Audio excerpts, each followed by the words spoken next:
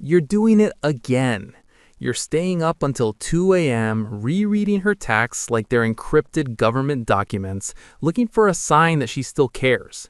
You've sent the long paragraph explaining your feelings, you've offered to change your personality, and you've basically become a full-time, unpaid intern for a relationship that went bankrupt months ago. You think you're being loyal. You think you're a fighter. But in reality, you're trying to perform CPR on a ghost. You're sweating, straining, and breaking your own back to fix a bridge that she already crossed and then burned from the other side. Welcome to the fixer's trap.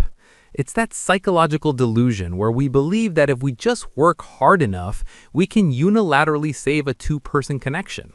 Today, we're performing a reality check on why you can't fix what she's already let go of, and why your effort is actually just a form of self-torture.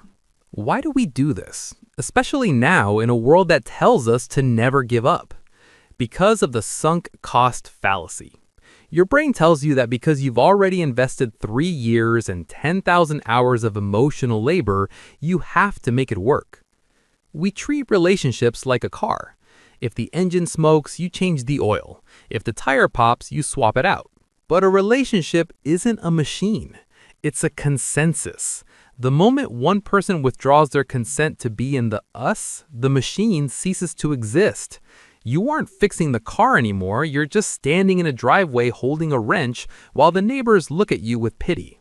Here's the uncomfortable truth. Your fixing is actually a desperate attempt to regain control over the pain of being rejected.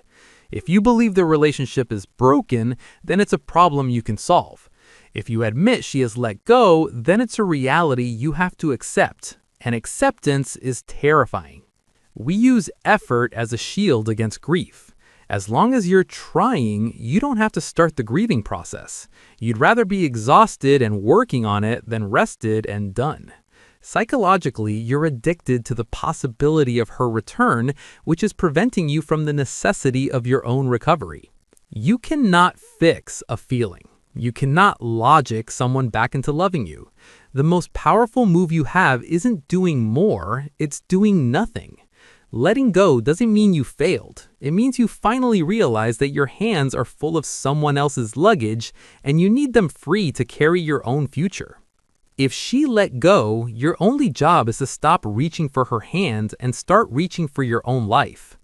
Are you currently holding a wrench for a relationship that doesn't exist? Drop a wrench in the comments and tell us when you finally decided to walk away. Subscribe for more psychological wake-up calls. I'll see you in the next one.